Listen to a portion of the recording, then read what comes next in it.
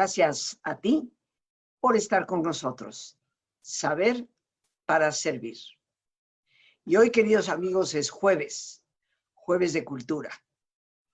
Y me he tomado la libertad de autoinvitarme para compartir un tema que me han solicitado algunos de ustedes, tema que en algún momento traté hace ya varios años, y un tema que conozco en profundidad. Ha sido, como ustedes saben, una gran pasión para mí la historia y ciertas épocas de la historia, pues muy en lo particular. Hoy vamos a hablar de los Borgia, un tema solicitado, un tema siempre polémico, porque hay una historia de los Borgia y también hay una enorme leyenda. Creo que hay que apegarse más a los datos históricos, aunque el chismorreo nos lleva a veces a ese tratar de hablar de las cosas que se dijeron y que tristemente algunos dicen afirmándolas como verdades. La historia de los Borgias es muy amplia porque tiene varios personajes, no se limita tan solo a uno. Por supuesto, uno de los más conocidos es Lucrecia Borgia, que puedo decir es como mi especialidad dentro del tema. Pero no podemos entender la vida de Lucrecia Borgia sin entender el contexto, y ese contexto implica, obviamente, su contexto familiar. ¿Quién fue realmente su familia? ¿Cómo es que llega al poder que llegó? Y por eso hoy, para pues un poco fincar lo que podríamos llamar son los antecedentes, me gustaría conversar y dar inicio al programa con el origen de esta familia, que de hecho no se llamaba Borgia, se apellidaba Borja, porque su origen era español. Sin embargo, la J, pues para los italianos no es fácil de pronunciar. Es el idioma italiano, es un idioma muy suave y la J no la pronuncian como nosotros. Y esa tendencia lingüística transformó el Borja en Borgia, que es la forma en que se puede pronunciar la J en italiano. Y de ahí apareció ya posteriormente en el español el nombre Borgia. ¿Dónde empieza esta historia que ocupa las mentes de escritores, historiadores, novelistas, y que también ocupa la mente de muchas personas en Hollywood y actualmente muchas personas inclusive en Netflix? Hay una serie que seguramente algunos de ustedes han visto, pero esa es una serie totalmente falseada en cuanto a la historia. Han hecho una serie de los Borgia que está totalmente fundamentada, no solo poquito, sino toda ella, en la leyenda negra. Ciertamente que nos gusta el morbo y posiblemente por eso así la hicieron, pero no habría que hacerle mucho caso. La historia real nos cuenta otras cosas. Entonces, ¿qué les parece si nos vamos de entrada a los inicios de esta familia? Y los inicios se dan, obviamente, en España, con un hombre que se llamó Alfons de Borja. Alfons de Borja nace precisamente en 1378. Nace en una época muy álgida para la Iglesia, y hablar de una época muy turbulenta en la Iglesia en esos momentos, pues es hablar de una época muy turbulenta en Europa, porque en esos momentos donde estamos hablando de lo que se nombra como la Baja Edad Media, te recuerdo que la Edad Media abarcó prácticamente 1000 años para todo propósito práctico, desde el año 476 que cae Roma, finalmente derrotada por un general bárbaro que se llamó Genserico. Cuando cae Roma, finalmente el Imperio Occidental, y se genera un vacío de poder, es la Iglesia la que toma precisamente el control. Y la Iglesia se convierte en el gran poder poderoso, perdonando la redundancia, de toda Europa. Era el Papa el que coronaba a los reyes, el que reconocía a las autoridades, etc. Por lo tanto, hablar de la Edad Media es hablar de los primeros 500 años, vamos a decir del 500 al 1000, conocida como la Alta Edad Media, y después viene la Baja Edad Media, del 1000 al 1500. Bueno, el siglo XIV, 1378, que es cuando Alfonso de Borja nace, la Iglesia manda sobre todas las cosas, pero hay muchos problemas en ella. Hay dos cismas, o sea, dos grandes divisiones. El famoso y conocido cisma de Aviñón, en donde había dos papas, uno en Roma y otro en Aviñón. Y ese cisma duró muchísimo tiempo, de 1308 a 1377. Y se le conoce como cisma de Aviñón. ¿Quién logra que los papas finalmente se pongan de acuerdo y el Papa de Aviñón renuncie en favor del Papa de Roma? Pues nada más y nada menos que Catalina de Siena. Catalina de Siena, que no era monja, dicho sea de paso, es quien hace oficios en Aviñón para que el Papa de Aviñón finalmente ceda y diga, perfecto, reconozco por entero al Papa de Roma y se acabe el cisma. Pero estamos hablando de prácticamente 70 años de una división dolorosa, de una división muy polémica, de una división que causó obviamente muchísimos problemas. Pero curiosamente, en 1378, cuando nace Alfonso de Borja en una ciudad de la provincia de Aragón, en España, se genera otro cisma, conocido como el cisma de Occidente, justo en ese mismo siglo XIV. En 1378 se inicia el cisma de Occidente, que implica un papa en España, nada más y nada menos, en España. Y este cisma se va a prolongar. ¿Y por qué lo menciono? Porque Alfonso de Borja va a tener mucho que ver con la terminación de ese cisma. Alfonso de Borja nació, como ya te dije, en una provincia en Aragón, en España, en lo que hoy conocemos como España. En aquel entonces eran diferentes reinos, y nace en ese año de 1378. Se va a convertir eventualmente en el Papa número 209 de la Iglesia Católica, y su papado va a durar tan solo 3 años, del año 1455 al año 1458. ¿Cómo es que Alfonso de Borja llega al papado? Bueno, pues él hace muy buenos oficios en España para poder terminar con el cisma de Occidente, que estaba presente desde 1378. Y termina con ese cisma, con un papa que estaba ubicado en una zona muy hermosa de España, frente, vamos a decir, las costas valencianas, y ahí hay un lugar que se llama Peñíscola. Y ahí hubo un papa que se le conoció eventualmente como el Papa Luna. No me pregunto si en estos momentos por qué se le conocía como el Papa Luna, tal vez porque era medio lunático, pero no creo que esa sea la verdadera razón. Y fue Clemente VIII, hubieron varios papas Luna, pero Clemente VIII en 1423, pues por los buenos oficios de Alfonso de Borja, finalmente decide doblar las manitas y decir, no, el Papa de Roma es ciertamente el único Papa.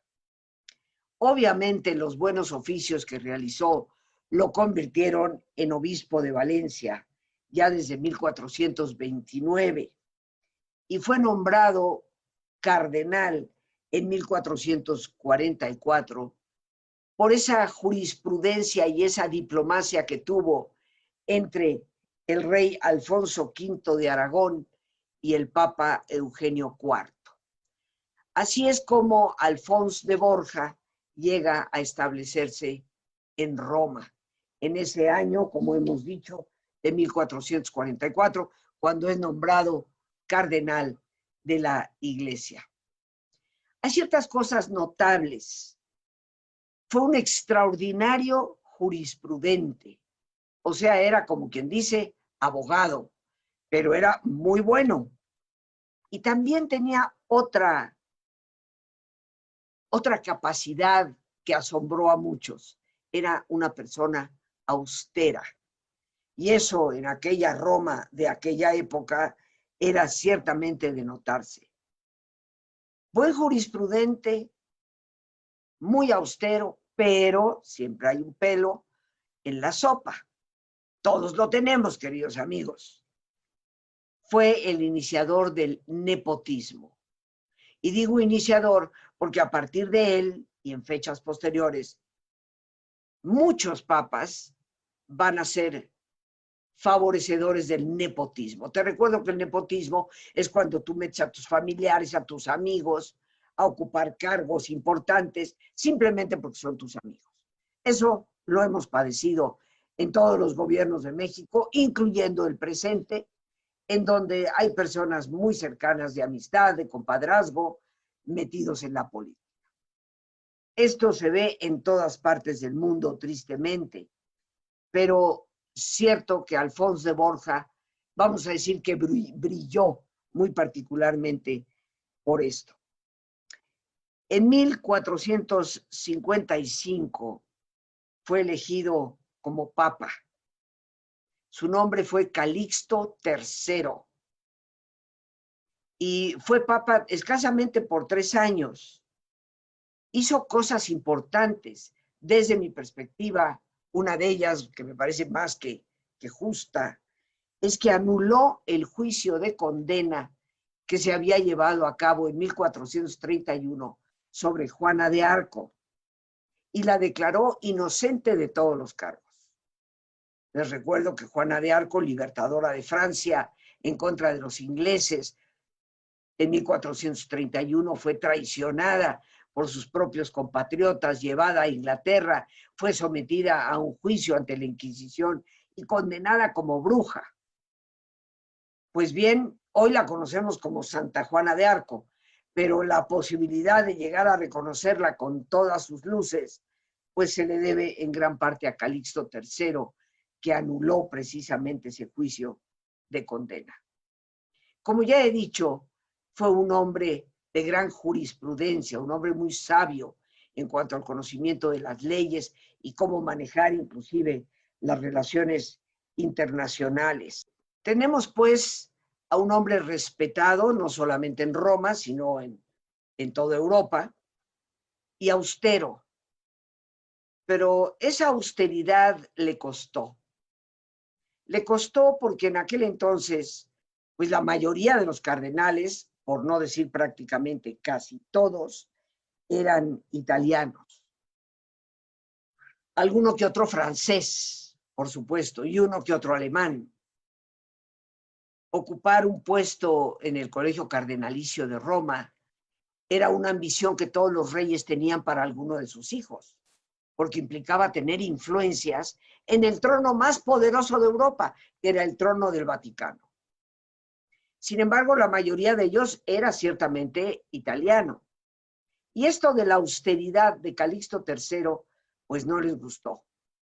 Esa fue la razón por la cual cuando muere, se dedican a perseguir a todos los españoles, catalanes, porque recordemos que Cataluña, y esto pues con todo respeto a los catalanes, Cataluña nunca fue un reino en sí mismo, pertenecía como provincia al reino de Aragón.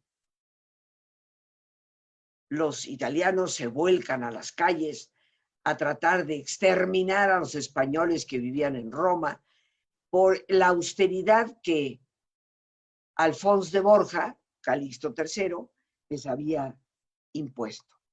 Sin embargo, a pesar de su nepotismo y a pesar de que varios de sus sobrinos habían sido colocados en Roma por sus oficios, algunos de ellos no padecieron la persecución.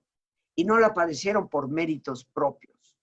Uno de ellos, en lo particular, se llamó Rodrigo de Borja, quien había sido nombrado por su tío obispo de Valencia y Gerona, y también por su tío Calixto III, vicecanciller de la Iglesia. Ese era un puesto altísimo. Posiblemente después del Papa estaba el vicecanciller. Fue hecho cardenal en el año 1456.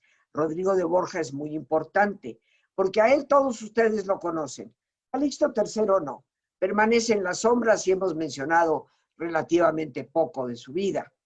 Pero Rodrigo de Borja, todos ustedes lo conocen, aunque tal vez no con ese nombre. Hecho vicecanciller de la Iglesia y cardenal en 1456, ese Rodrigo se va a convertir en el Papa Alejandro VI, el famoso Papa Borgia. Una leyenda negra que lo cubre por entero, sin embargo, una leyenda que no tiene mucho de cierto, un pequeño porcentaje, podríamos decir. Rodrigo de Borja nace en el año 1431 y fue el Papa 214 de la Iglesia entre 1492 y 1503. O sea, estuvo en el papado 11 años. Hizo cosas importantes, entre ellas fue quien determinó lo que conocemos en la historia como la línea alejandrina. Y la línea alejandrina es precisamente lo que va a determinar qué territorios le pertenecen a España y qué territorios le pertenecen a Portugal en América. Obviamente favoreció a España, que era pues su país original de nacimiento, aunque no con ese nombre. Recordemos que en esa época, 1431, cuando él nace en la ciudad de Játiva, en la provincia de Valencia, que pertenece al reinado de Aragón. Todavía no se había llevado a cabo la fusión completa entre Fernando e Isabel de Castilla, Fernando de Aragón, que se van a casar y ellos van a ser los creadores de España a partir de 1492.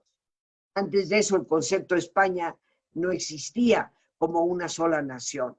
Era un territorio que se llama España, de hecho, porque los romanos, siglos antes de Cristo, lo habían nombrado Hispania. Y de ahí viene el nombre de España. Sin embargo, como una unidad no existía. Existían reinos diversos, los más importantes, por supuesto, Aragón y Castilla. Cuando Fernando se casa con Isabel, se unen y eventualmente se va a conformar lo que hoy conocemos como España. Fue un hombre extraordinariamente capaz, este Rodrigo de Borja. Y por ello, aquí ojo a esto, que nos va desmantelando la leyenda, él permaneció como vicecanciller de la Iglesia desde su tío Calixto III hasta que se convierte en papa. Pero resulta que entre Calixto III y Alejandro VI, Rodrigo, hay 4 papas.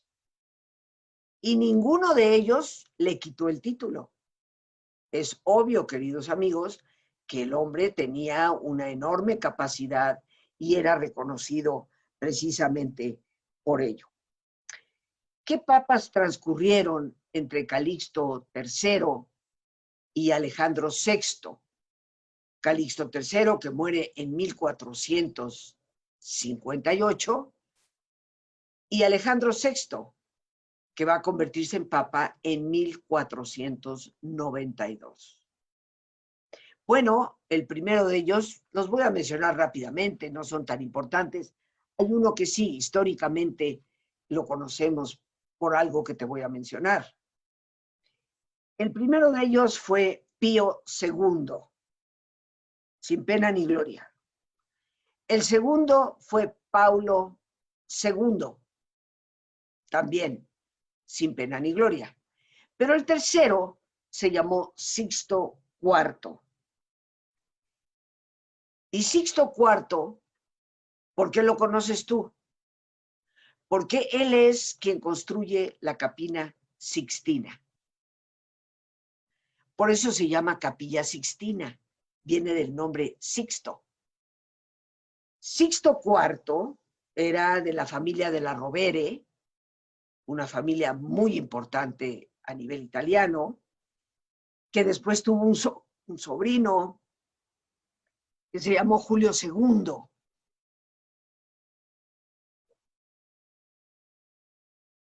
De hecho, se llamaba Giuliano de la Rovere o de la Rovere. Pero como Julio II, su nombre de papa, fue el que ayudó a construir la leyenda negra de Alejandro VI. Sixto IV no solamente mantiene a Rodrigo de Borja como vicecanciller de la Iglesia, sino que lo reconoce como decano del colegio cardenalicio, o sea, posiblemente el cardenal con mayor poder. Después de Sixto IV va a seguir Inocencio VIII y finalmente Rodrigo de Borja cuando llega al papado. Pues bien, amigos, concluíamos hace unos instantes previos a nuestro ejercicio que entre Calixto III, el primer Papa Borgia, de 1455 a 1458, y su sobrino Rodrigo de Borja, que se convertirá en Alejandro VI en el año 1492, mediaron 4 papas: Pío II, Paulo II, Sixto IV, el constructor de la Capilla Sixtina, y Inocencio VIII. Aun cuando Rodrigo de Borja, ya conocido como Rodrigo Borgia en Italia, fuese muy ambicioso, pues también era un hombre muy trabajador, y sus labores como vicecanciller de Roma, pues le habían granjeado ineludiblemente el apoyo, una vasta popularidad entre los romanos. Era un hombre popular entre los ciudadanos de Roma. Y por otra parte, para varios miembros y varias familias de los círculos poderosos en Italia, pues el ascenso de un papa español generó cierto desdén y puso a la familia Borgia en la mira de muchos enemigos poderosos. Se dice que compró su papado. Sin embargo, queridos amigos, la historia, como la recuentan los verdaderos historiadores, nos hablan de un hombre que durante 4 diferentes papas, que no eran sus parientes, fue respetado, fue mantenido como vicecanciller, el segundo puesto después del papa. Algo definitivamente tiene que haber tenido de favorecedores, de gente que lo apoyaba, y todos, en última instancia, podrían practicar lo que en la Iglesia se llama simonía. Y la simonía es cuando se compran las cosas con dinero, cuando se hacen favores por dinero. Eso en la Iglesia está muy penalizado. Sin embargo, era una práctica, creo yo, de todos en aquel entonces. Sin embargo, se dice que una familia poderosa como los Sforza de Milano lo apoyaron, y que esa fue la razón por la que terminó siendo realmente papa. Tenía que asegurar su estabilidad política, y él inició esas labores de asegurarse esa estabilidad empezando por la ciudad de Roma.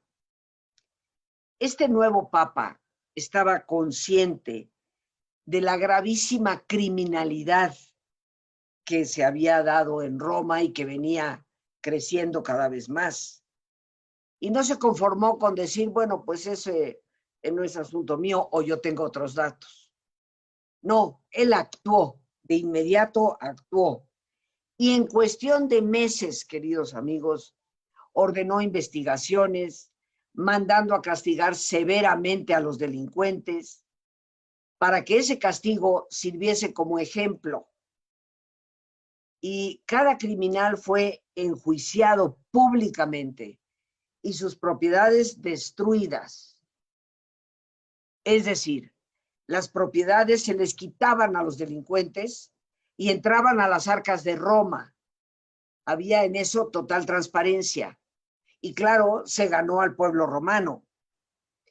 Con el fin de reorganizar administrativamente la ciudad de Roma, va a dividir a la ciudad en 4 distritos diferentes. Y cada uno de esos distritos, regido por un plenipotenciario que estaba encargado del orden público. Entonces, lejos de acapararlo todo, nombró personas en quienes delegaba por completo la visión de proteger a Roma de la delincuencia y hacerla una ciudad cada vez más segura. También hizo algo muy único y muy especial. Él reservó los días martes para dar audiencia pública, pero eso significaba que él recibía a cualquier súbdito que quisiera expresarle sus quejas. O sea, cualquier persona que quería tenía acceso directo al Papa haciendo una cita previa para estar ahí un día martes. Tuvo una vigorosa administración de justicia, la reorganización administrativa y la mejora en las condiciones de vida de los romanos, así como las continuas festividades, porque era fiestero. Entonces hacía fiestas en Roma, en los que participaba toda la gente, pues hizo que el nuevo papa se hiciera sumamente popular. Y su pontificado fue muy bien recibido por la ciudad de Roma, contrario a lo que se suele comentar en la leyenda negra de los Borgia. Sin embargo, su vida personal fue la que eventualmente le causó los mayores problemas, y la repetición del nepotismo que se había dado en Calixto III, pero que Alejandro VI llevó a las cúspides máximas. Tuvo una primera amante de nombre desconocido, con quien tuvo 3 hijos. Uno se llamó Pedro Luis, otra fue Jerónima y la tercera fue Isabela. Algunos de ustedes, queridos amigos, se han de escandalizar. ¿Cómo? El Papa tenía amantes. Sí, pero de hecho todos los papas del Renacimiento las tuvieron. No fue único de los Borgia. No fue algo que nada más aconteció con Alejandro VI. Todos los que vinieron en la época renacentista tuvieron sus encuentros furtivos, vamos a decir, y algunos de ellos no tan furtivos, porque las amantes prácticamente vivían dentro del Vaticano. Pues bien, esos 3 hijos no pasaron mucho a la historia. Posiblemente fue una época durante su etapa como cardenal y los hijos pasaron sin pena ni gloria. Pero su amante más importante se llamó Vanosa Catanei y con ella tuvo 4 hijos. En la época en que era cardenal, todavía no llegaba a ser papa. Y estos hijos sí que brillaron en la historia, por diferentes causas. El mayor se llamó Juan, el segundo se llamó César, la tercera fue Lucrecia y el cuarto fue Jofre o Godofredo. Los libros de historia lo relatan como Godofredo o Jofre, pero yo prefiero el nombre de Jofre porque de hecho ese era el nombre del papá de Alejandro VI, allá en Játiva, en la provincia de Valencia. Después de esta primera amante desconocida, después de Vanosa Catanei, muy conocida y madre de estos hijos que fueron extremadamente famosos, la siguiente amante, y posiblemente la última, se llamó Julia Farnesio. Era una mujer casada y era, se dice, una mujer bellísima. Había 2 mujeres bellísimas en Roma, Julia Farnesio y Lucrecia Borgia. Esta mujer, Julia Farnesio, pues era hija de una gran familia, casada con otra gran familia. De hecho, los Farnesio tuvieron también papas en el poder. O sea, una familia italiana más que reconocida. Siendo papa, tuvo también al final de su vida, supuestamente de madre desconocida, 2 hijos más, Juan de Borja y Rodrigo Borja. Sin embargo, es muy probable que esos 2 niños que se le atribuyen a Alejandro VI ya al final de su pontificado no fueran realmente sus hijos, sino hijos de sus hijos que no querían ser reconocidos por diversas razones y que él asumió el decir que ellos eran. Con el objetivo de fortalecer la posición de su familia, pues Alejandro VI rápidamente decidió tomar ciertas disposiciones. Nombró a su hijo Juan, duque de Gandía, y el confaloniero, que quiere decir el general de las fuerzas pontificias. El propósito era asegurarse poder sobre lo militar, no solamente en Roma, sino en las diferentes provincias que le pertenecían al Vaticano. Además, tomó acciones para usar a su hija Lucrecia Borgia, como lo veremos cuando lleguemos a ella en otro programa, como una ficha de ajedrez, porque la casaba y la descasaba con personas poderosas. El propósito era mantener ciertas alianzas. Ya hablaremos de las diferentes alianzas que logró a través de Lucrecia. Pero hizo que esas alianzas, utilizando a su hija, le dieran mucha solidez a su papado. Él aumentó el colegio cardenalicio, le sumó 13 nuevos cardenales, obviamente todos ellos aliados de la familia Borgia. Entre los cardenales que él nombró estaba su propio hijo, César Borgia, a quien también le dedicaremos otro espacio en otro momento. Hasta ese entonces, César había ejercido como obispo, o arzobispo más bien dicho, de Valencia. Con Alejandro VI, el colegio cardenalicio se elevó a 36 personas, de las cuales la mitad, por lo menos, eran fieles a Alejandro VI. Con esta maniobra es obvio que él pretendía asegurarse la sucesión en el papado, pensando en su hijo César. Pero César, de hecho, nunca quiso ser sacerdote. Tú dirás, bueno, pero ¿cómo lo nombró cardenal si no era sacerdote? Es que en aquel entonces se podía, y de hecho, queridos amigos, hasta la fecha. Posiblemente muchos de nosotros no sabemos que cualquier católico puede ser nombrado papa, no tiene que ser sacerdote. Lo que pasa es que eso nunca se ha utilizado, pero en la ley canónica existe que un laico pueda llegar a ser papa. En aquel entonces había muchos cardenales que no eran sacerdotes, eran simplemente puestos de poder que los reyes de Europa les interesaba tener. Los reyes de Francia, créeme, se rasgaban las vestiduras porque uno de sus hijos fuera cardenal, porque eso implicaba tener influencias en el trono más poderoso de Europa. Estas maniobras obviamente nunca fructificaron. Fue muy hábil en el manejo de las guerras, porque durante su reinado como papa, entre 1492 y 1503, hubo 2 grandes guerras por Nápoles, entre franceses y españoles.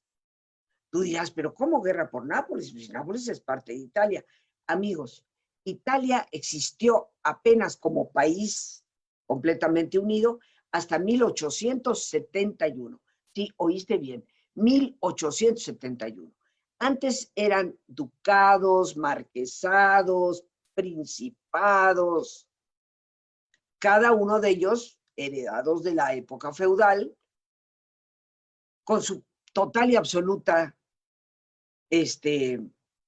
autoridad. Entre ellos, por supuesto, Florencia. Florencia era una república y Florencia se mandaba sola. Entonces, Nápoles era un principado, un reino, eventualmente, y los franceses y los españoles se lo peleaban. Bueno, a él le tocó mediar para que esas guerras finalmente se acabaran. Fue promotor de las universidades, una muy importante en Aberdeen, en Escocia, y otra, la Universidad de Valencia, nada más y nada menos que fundada precisamente por Alejandro VI. Murió en 1503, la forma en que muere sigue siendo sospechosa. La leyenda negra dice que César Borgia mandó a envenenar en una cena a todos los que estaban ahí porque eran sus enemigos, y pues uno de los meseros se equivocó y el veneno le tocó a él y a su papá. Él logró librarla, pero el papá parece que no. Otros dicen que fue envenenado por aparte en uno de sus desayunos en el Vaticano, y otros dicen que simplemente murió pues por la naturaleza. ¿Quién sabe en realidad por qué habrá muerto?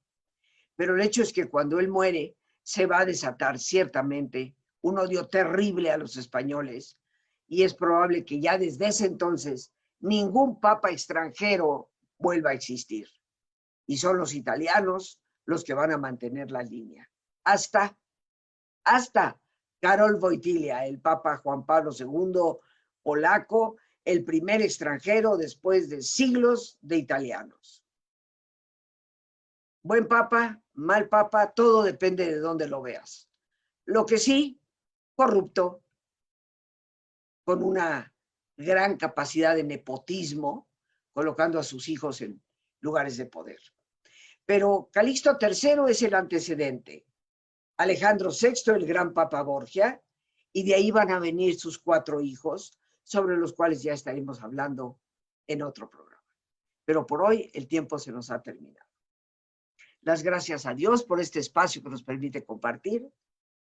Las gracias a nuestra extraordinaria productora Lorena Sánchez. Y por supuesto las gracias a ti, el más importante de todos. Gracias por tu paciencia al escucharme, por ayudarme siempre a crecer contigo. Que Dios te bendiga.